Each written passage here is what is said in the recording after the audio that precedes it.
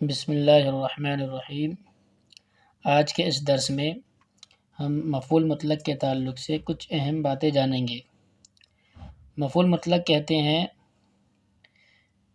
ایک ایسے مصدر کو جو فعل کے معنی کے اندر تاکید پیدا کرنے کے لیے لایا جاتا ہے، یا اس فعل کی نوعیت کو بتانے کے لیے، ہیئت کو بتانے کے لیے لایا جاتا ہے، یا عدد کو بیان کرنے کے لیے لایا جاتا ہے۔ اور وہ فعل اور یہ مصدر دونوں سیم ہوتے ہیں، ایک ہی مادے سے ہوتے ہیں عموماً، جیسے کہ یہاں مثالوں میں ہے ضرب خالد ولدہ ضربن۔ تو یہ جو ضربن ہے یہ مفعول مطلق کہلاتا ہے، اور یہ یہاں پر تاکید کے لیے آیا ہے کہ خالد نے اپنے لڑکے کو مارا۔ اب یہاں تاکید پیدا ہوگی ضربن کے آنے کے بعد کہ بہت مارا، خالد نے اپنے لڑکے کو بہت مارا یا بری طرح مارا۔ تو یہ ضربہ دیکھیے اور یہ ضربن دیکھیے، ضربہ کا ہی یہ مصدر ہے ضربن۔ تو مفعول مطلق کہتے ہیں ایسے مصدر کو، جیسا آپ یہاں دیکھ رہے ہیں کہ یہ فعل ہے، اسی فعل کے مصدر کو ہم لے آتے ہیں فاعل یا مفعول کے بعد آخر میں تاکید پیدا کرنے کے لیے، کس کے اندر؟ اس ضربہ کے معنی کے اندر، اس فعل کے معنی کے اندر، کوئی بھی فعل ہو۔ دوسری مثال دیکھیے جرى الرجل جرین۔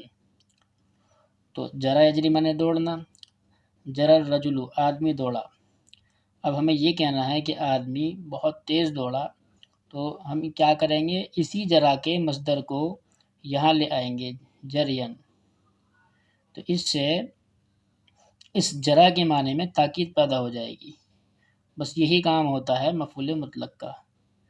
عموماً ہوتا یہ ہے کہ جس مادے سے فعل آیا ہے اسی مادے سے مفعول مطلق آئے گا، اور کبھی کبھی اس کے الٹ بھی ہو جاتا ہے۔ تو یعنی کہ معنوی اعتبار سے فعل اور یہ مصدر سیم ہوتا ہے بعض مرتبہ، لیکن الگ الگ مادے سے ہوتا ہے۔ ٹھیک ہے۔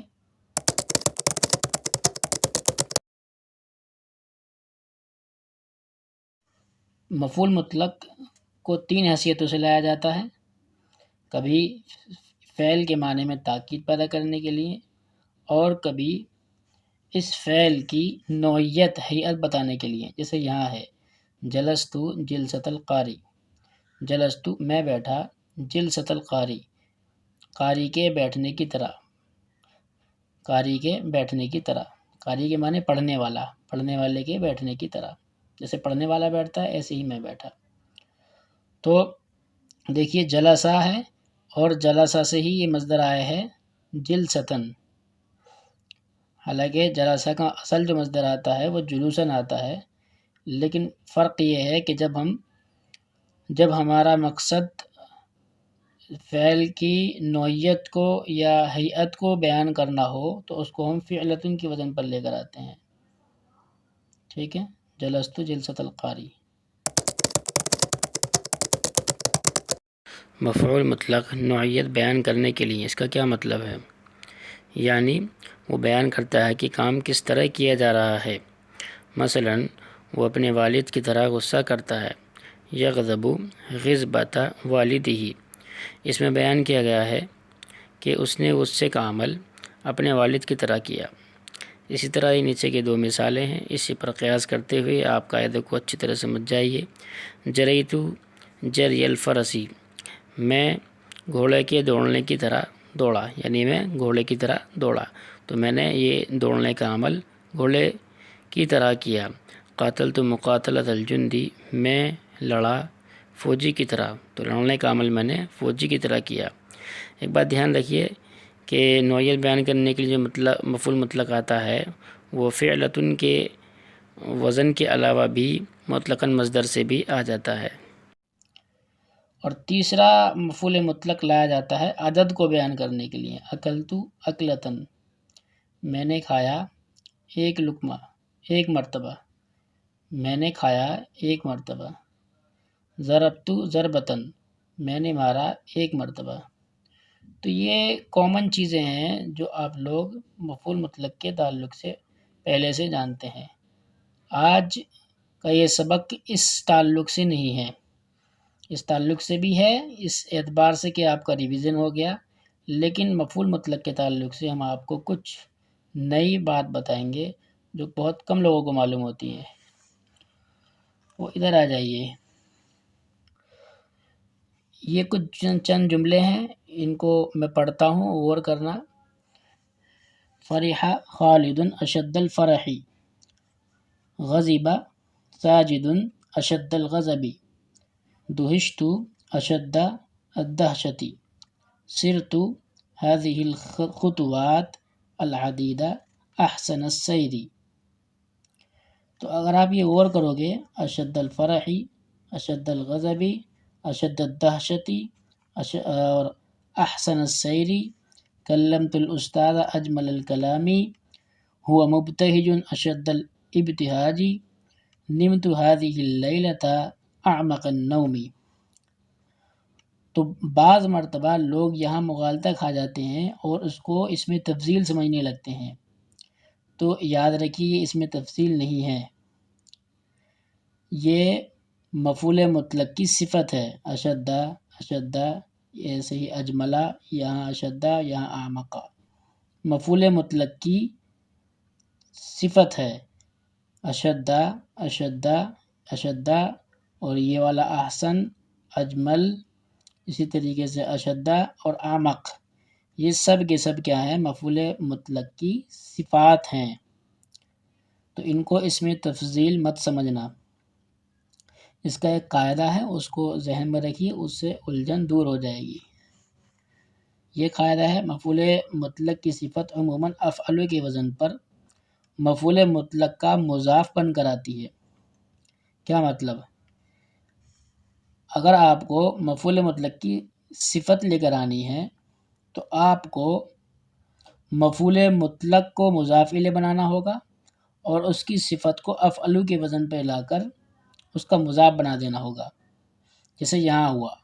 اصل میں یہ تھا کیا؟ فرح خالد فرحن، یہ تھا، لیکن یہاں اس فرحن کی ہمیں صفت بیان کرنی تھی، اور صفت بیان کرنی تھی شدیدن والی، یعنی فرح خالد فرحن شدیدن، کہ خالد بہت زیادہ خوش ہوا، انتہائی خوش ہوا، یہ ہمیں کہنا تھا، لیکن قاعدے کے مطابق اس شدیدن کو افعل کے وزن پہ لا کر، یعنی افعل کا وزن آئے گا اشد، اشد کے وزن پر ہم لے کر اس کو آئے اور اس کو ہم نے مضاف بنا دیا، اور فرحن کو مضاف الیہ بنا دیا، اشد کو ہم نے مضاف بنایا اور جو مفعول مطلق تھا اس کو ہم نے مضاف الیہ بنایا۔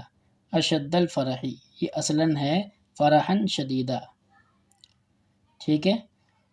اسی طریقے سے غضب ساجد اشد الغضبی، غضب ساجد غضبا شدیدا، یہ تھا یہ، تو ہمیں اس کی صفت لے کر آنی تھی، مطلب ایسا کرنا جائز ہے، غضبا شدیدا بھی لے کر آ سکتے ہیں، لیکن ایسا بھی آتا ہے، اس لیے آپ کو معلوم ہونا چاہیے۔ اس شدیدن کو افعل کے وزن پر لا کر اور مفعول مطلق کا مضاف بنا دیں گے، جیسے یہاں بنا اشد الغضبی، دہشت اشد الدہشتی، یہ تقریباً سارے جملے اسی طریقے سے ہیں۔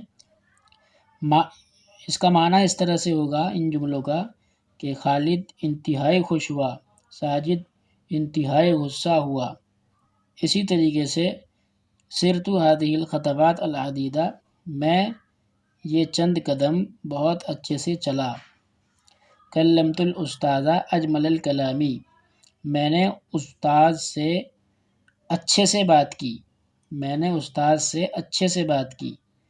تو مطلب بعض مرتبہ اس طرح کے جملے بنانے ہمارے لیے مشکل ہو جاتے ہیں کہ ہم اچھے سے بات کی، اس کے لیے عربی کیا لے کر آئیں، تو وہ اس طرح سے لے کر آتے ہیں، ذہن میں رکھیں۔ وہ مبتہج اشد الابتہاجی، وہ بہت زیادہ خوش ہوا۔ نمت هذه اللیلہ اعمق النوم، میں اس رات بہت گہری نیند میں سویا۔ اس طرح سے ان کا ترجمہ ہوگا۔ اب یہ میں جو آپ کو پڑھا رہا ہوں اس میں ایک مغالطہ جو لگتا ہے لوگوں کو وہ یہاں لگتا ہے کہ اشد الفرحی اس کو وہ کیا سمجھ لیتے ہیں، اس میں تفضیل، اور اس کی وجہ ہے اس میں تفضیل کے یہ نیچے والے جملے۔ کیا ہیں یہ جملے؟ محمد اشد تمکنا من اخیہ فی العلم، محمد علم میں اپنے بھائی سے زیادہ رسوخ رکھتا ہے۔ ٹھیک ہے، یہ اس میں تفضیل کے جملے آتے ہیں اس طرح سے۔ ان کا قاعدہ یہ ہے کہ آپ اس میں تفضیل صرف ثلاثی مجرد سے بنا سکتے ہو، وہ بھی اس ثلاثی مجرد سے جو تام ہو، منفی نہ ہو، اور بہت ساری شرطیں ہیں۔ ثلاثی مجرد سے ہی بنا سکتے ہیں آپ، ثلاثی مزید فی سے بھی نہیں بنا سکتے، رباعی خماسی سے بھی نہیں بنا سکتے۔ لیکن اگر ہمیں بنانا ہی ہے تو اس کی ایک صورت ہوتی ہے کہ جس فعل سے آپ کو اس میں تفضیل بنانا ہے، رباعی سے یا ثلاثی مزید فی سے، اس کو تمیز کے طور پر لے کر آئیں گے، اس کے مصدر کو تمیز کے طور پر لے کر آئیں گے۔ جیسے تمکنا تھا تو تمکنن لے کر آئے، اور اس سے پہلے اس میں تفضیل کے طور پر کچھ ایسے الفاظ لے کر آتے ہیں کہ جن کی دلالت عام ہوتی ہے، جیسے یہ ہیں اشد، اقوی، احسن، ادنی، ابعد، اقرب، اعظم۔ ٹھیک ہے، اس طرح کے الفاظ کو بنا دیتے ہیں اس میں تفضیل، اور ان کی دلالت صرف عام ہوتی ہے۔ ٹھیک ہے، ہمارا مسئلہ تمکنن سے ہے، کیونکہ اس میں تفضیل معنوی طور پر یہی بنے گا، اگرچہ لفظی طور پر یہ ہے اشد ہے۔ تو عام طور پہ طلبہ اس جملے میں اور اس جملے میں دھوکہ کھا جاتے ہیں، دونوں کو ہی وہ اس میں تفضیل قرار دے دیتے ہیں۔ یعنی اس جملے میں یہ جو آئے ہیں اوپر والے، ان کو بھی اس میں تفضیل قرار دے دیتے ہیں، اور نیچے والوں کو بھی اس میں تفضیل قرار دے دیتے ہیں۔ تو اوپر والے یاد رکھیں وہ مفعول مطلق کی صفات ہیں، اور یہ اس میں تفضیل کا وہ قاعدہ ہے جو ثلاثی مزید فی کے لیے ہیں یا رباعی خماسی کے لیے ہیں۔ اور دو تین جملوں کا ترجمہ دیکھ لیتے ہیں۔ زید اقوی ایمانا من صاحبہ، زید کا ایمان اس کے ساتھی سے زیادہ قوی ہے۔ اب دیکھیے یہ ایمان جو ہے آمنا یؤمن ایمانا باب افعال سے ہے، یعنی ثلاثی مزید فی ہوا، تو ثلاثی مزید فی سے اس میں تفضیل تو بن نہیں سکتا، تو اس کے لیے انہوں نے یہ صورت نکالی کہ ثلاثی مزید فی کے مصدر کو تمیز کے طور پر لے کر آئے، اور اس میں تفضیل کی فارملٹی پوری کرنے کے لیے ایک ایسے فعل سے اس میں تفضیل بنا دیا جس کی دلالت عام ہے، اقوا۔ زید اقوی ایمانا من صاحبہ، زید کا ایمان اس کے ساتھی سے زیادہ قوی ہے۔ البلبل احسن صوتا من الغراب، بلبل کی آواز کوے سے زیادہ خوبصورت ہے۔ اب دیکھیں احسن، البلبل احسن صوتا من الغراب، یہ صوتن جو ہے یہ باب تفعیل سے ہے، صوتا یصوت تصویتاً و صوتاً، بولنا، ٹھیک ہے، آواز نکالنا۔ تو اس سے بھی یہ ثلاثی مزید فی تھا، اس سے بھی نہیں آ سکتا تھا، اس لیے اس کو تمیز کے طور پر لے کر آئے اور ایک عمومی فعل سے جو ہے اس میں تفضیل بنا دیا، البلبل احسن صوتا من الغراب۔ اب ایک چیز یہ یاد رکھیے کہ ثلاثی مجرد کے وہ افعال جو اس میں تفضیل کے لیے بالکل ٹھیک ہیں، ان افعال کو بھی ہم تمیز کے طور پر لا کر اور ان عمومی الفاظ سے اس میں تفضیل بنا کر لا سکتے ہیں، جائز ہے، لیکن اس کے برعکس نہیں کر سکتے۔ ثلاثی مزید فی سے ہم افعلو کے وزن پر اس میں تفضیل نہیں بنا سکتے۔